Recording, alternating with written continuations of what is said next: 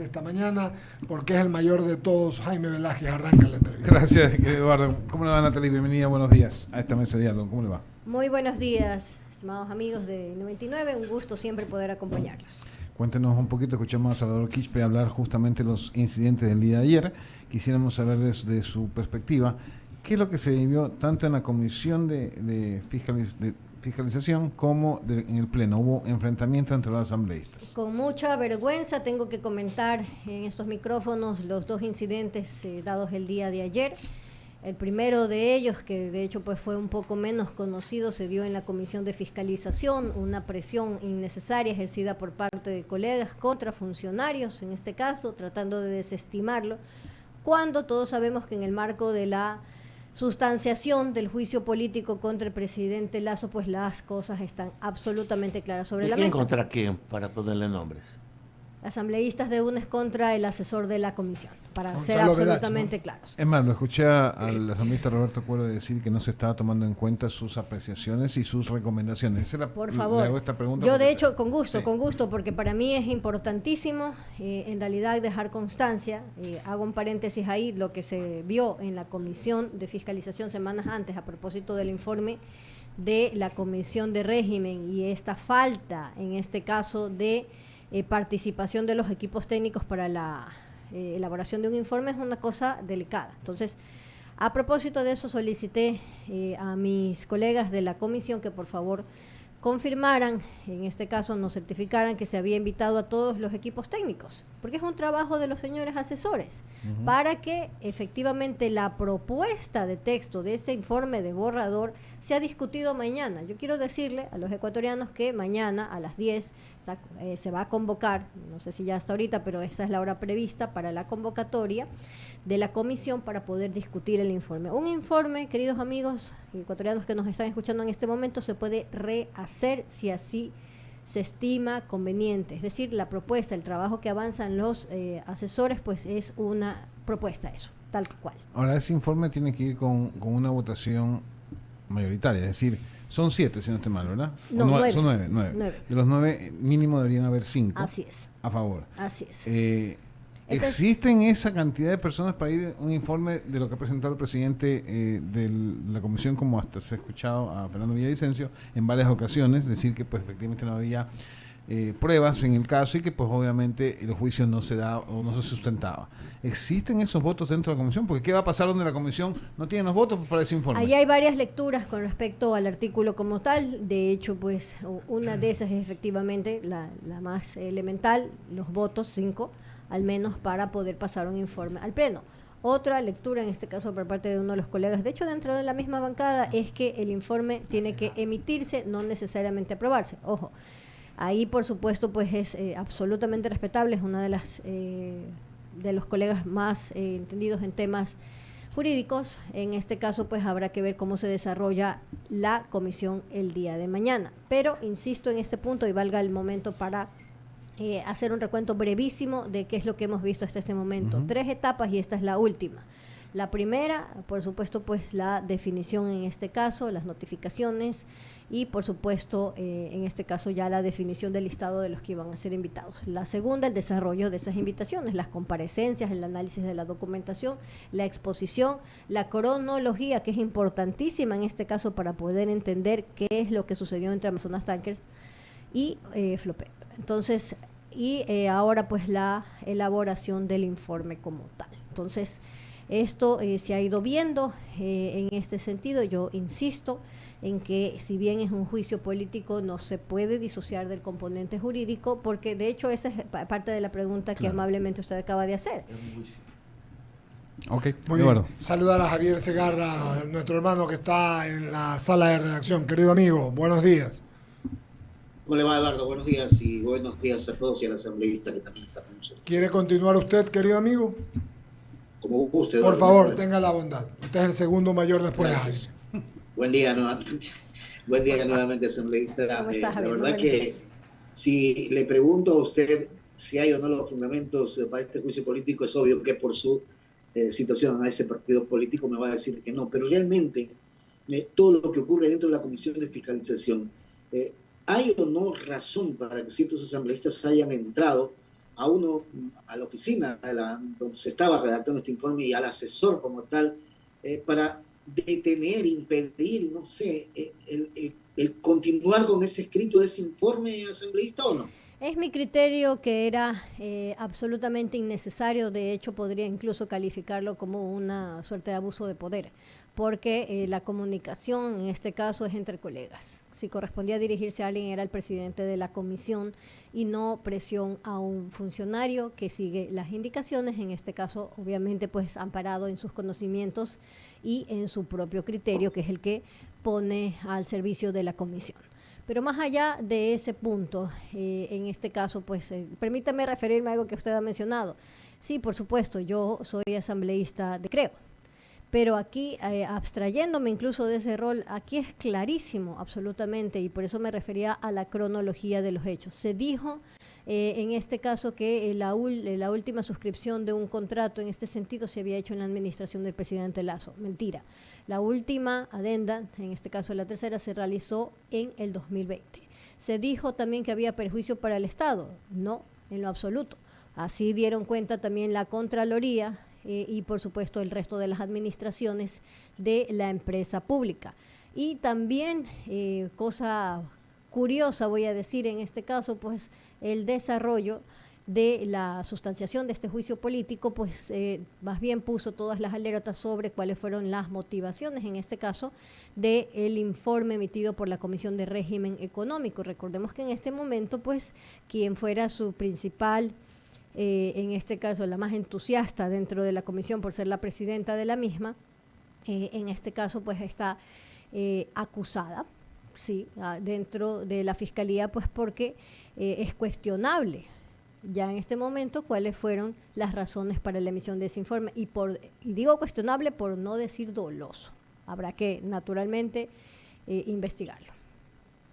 Lo que nació chueco, mejor dicho, no puede ni siquiera vivir realmente. Sin duda. Si no, se habló de argumentos y hasta la fecha hay un argumento, se habló de méritos y hasta la fecha hay méritos desde el punto de vista jurídico, y aquí no es cuestión netamente de política, en el sentido de yo puedo tener los 92 votos, chao, porque este es un juicio político al presidente, pero eso a un ministro de Estado, y hay un informe de la Corte Constitucional y eso es lo que hay que valorar en determinado momento. Pero si no existe esto, definitivamente habrá presión política, situaciones adversas, entonces se podría armar una especie de qué es lo que se va a hacer a propósito de todo esto.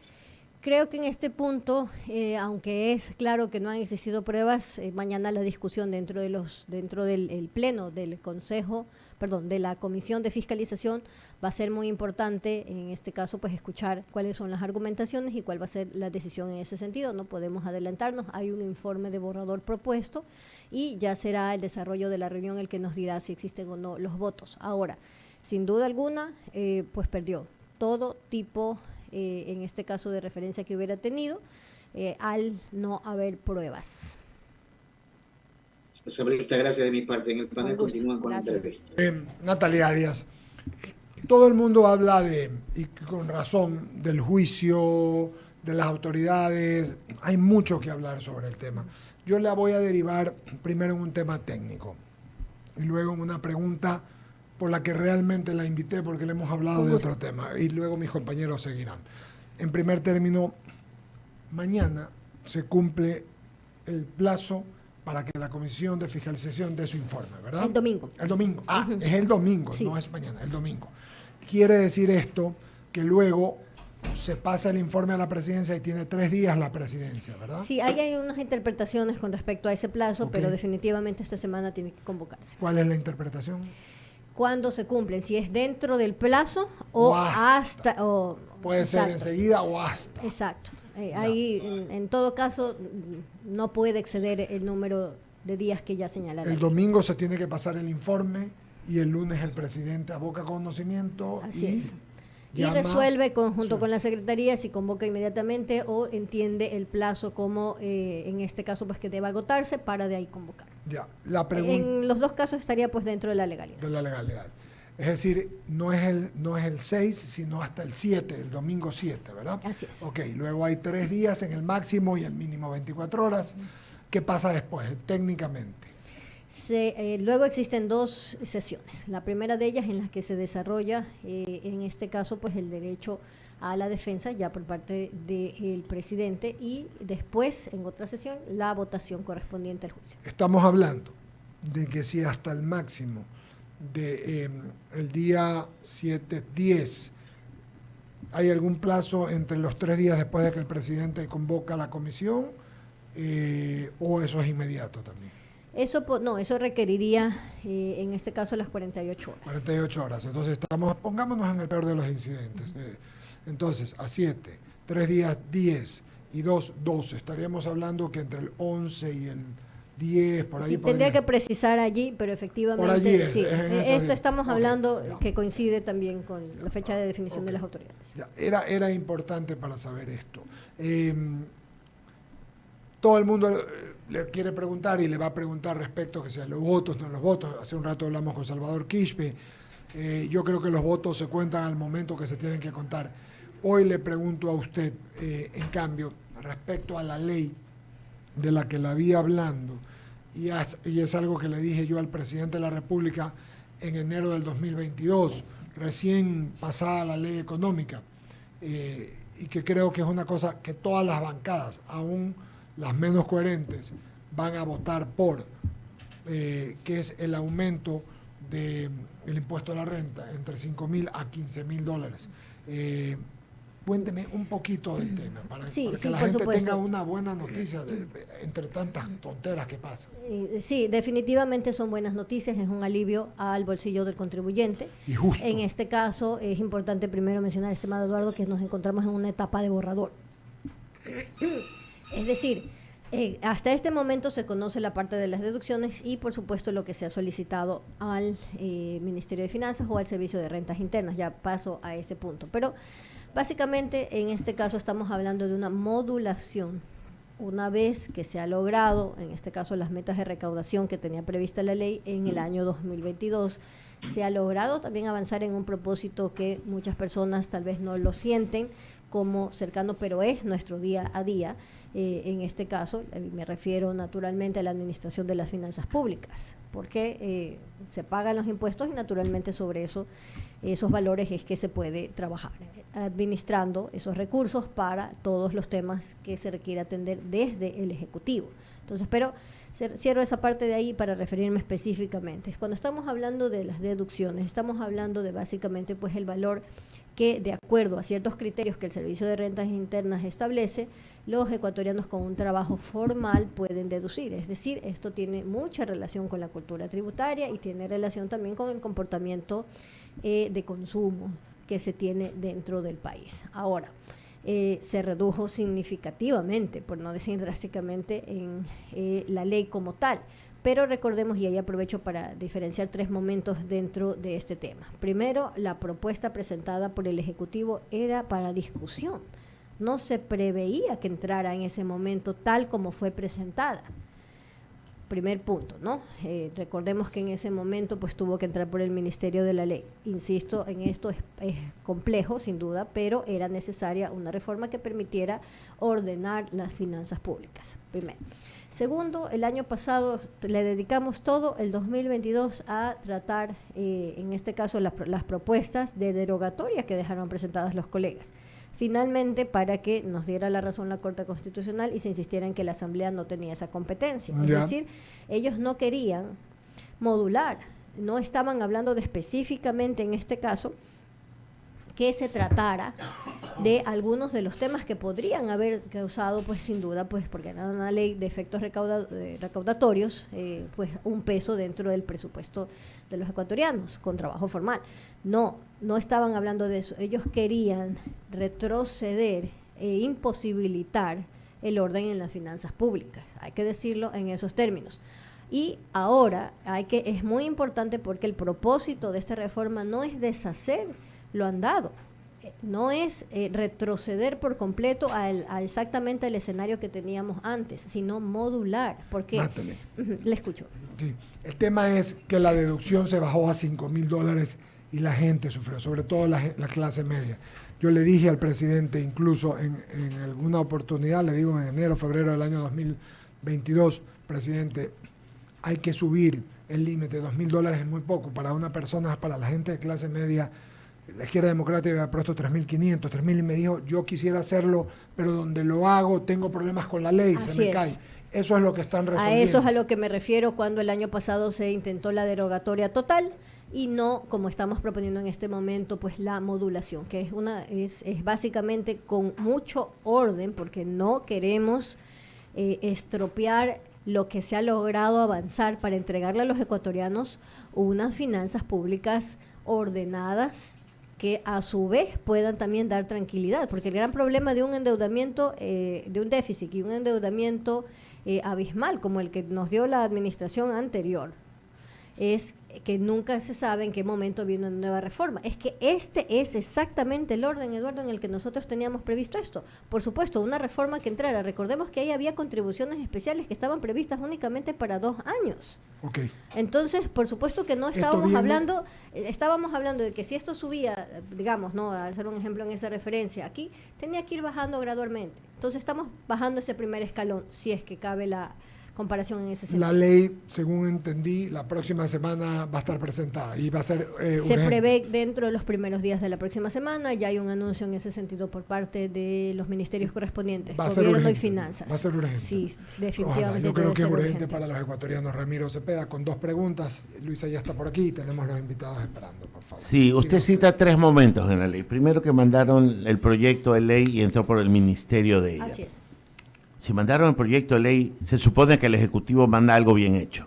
Y si no lo mandaron bien hecho, es solo responsabilidad del Ejecutivo y de nadie más. Segundo momento, que se la quisieron tirar abajo totalmente. Así es. Pues bueno, es el juego democrático hacerlo así. Y tercero, ahora que la quieren modular, se dieron cuenta de que las deducciones que obviaron y el límite hicieron daño a la clase media. Y cualquier reforma que vayan a implementar, entre por el carácter económico urgente el próximo mes, se apruebe, entra en vigencia para el 2024, porque el año calendario tributario es así, y por tanto se va a sentir en el 2025, cuando el presidente ya esté afuera. En el 2024, pero retrocedo un poco. No se va a sentir en el 2024 porque usted en el 2024... Que es un pago mensual. Depende cómo le hagan la retención en su trabajo. Sí, el cálculo mensual se hace al inicio, se presenta el cuadro de deducciones al inicio. Se verifica en el 2025. Ya, entonces, yo lo sé. Yo sé lo que le estoy diciendo y cómo no quiero entrar a discutir. Solo le estoy diciendo que si esto nació mal, fue porque el Ejecutivo lo presentó mal, pues. Porque si le hubieran aprobado una ley por el ministerio de ella, como la manda el Ejecutivo y hubiera estado bien hecho, no estuviéramos en estas aclaraciones. No, estimado Ramiro, cuando se envía una propuesta es eso, una propuesta. Tiene que entrar a debate, discusión, al análisis de las cifras, al contraste, por supuesto, escuchar las comparecencias. No se espera en ningún sentido que cuando entra una propuesta de ley se quede exactamente como está. Usted sabe por qué. Sobre todo cuando estamos hablando de montos. ¿Usted por qué sabe que la ley es sabia y pone que solo el Ejecutivo puede proponer leyes de carácter tributario? Porque es el que administra, pues, los porque recursos. Es el que sabe los números. Y hemos estado viendo que lo que menos hay es criterio en la Asamblea, con honrosas excepciones. Y usted me está diciendo que querían el criterio de la Asamblea para mejorar una ley que el Ejecutivo debió haberla mandado bien hecha. De hecho, estimado Ramiro, aquí cabe que recordemos el trabajo que se hizo en la Comisión de Desarrollo Económico Productivo y la Microempresa. Es una comisión que tiene, que de hecho es en la que participo, representación de UNES, de la Izquierda Democrática, de Pachacutic, de los Independientes, del Partido Social Cristiano y, por supuesto, en este caso, todas estas discusiones se dieron.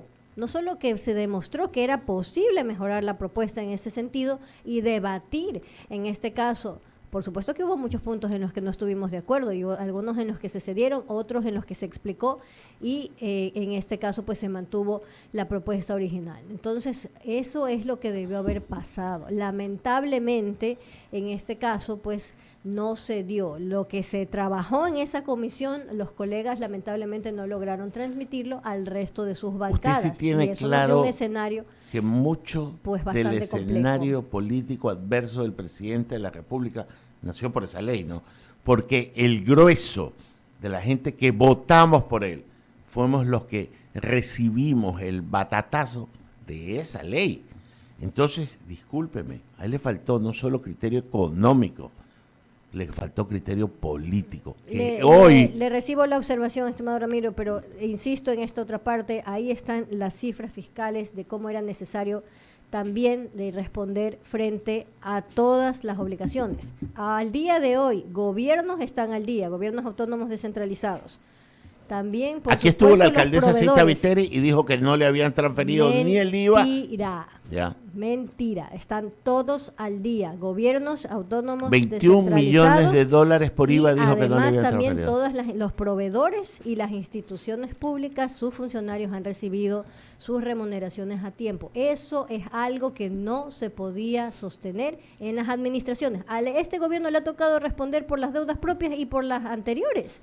Entonces, llegar hasta este punto, en este momento, yo le comprendo y definitivamente no puedo discutir el impacto que ha resultado en la parte que tenía, pues, remuneraciones sobre los 2.000 y incluso un poco más, ¿no? Ahí el impacto no es estrictamente en ese número de personas, sino que se expande un poco por obvias dinámicas económicas. Pero más allá de eso, también tengo que referirme a la necesidad de, en su momento, y la justificación de una reforma de esa naturaleza. Natalia, agradecerle por habernos acompañado aquí en la mesa de diálogo. Le deseamos que le vaya bien en esa comisión. Muchísimas Vamos gracias. A ver que si sale humo blanco. Bolo, ¿tienes algo? Solamente le transfiero una pregunta de la audiencia, Natalia. Con gusto. ¿Sábado y domingo sesiona la Asamblea?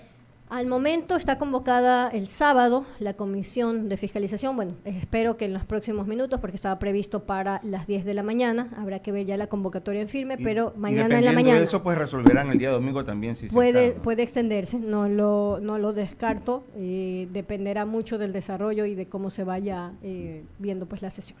Gracias, Natalia. Con gusto. Empezamos así, ya no se vayan. Hacemos un corte y enseguida regresamos. Inicio de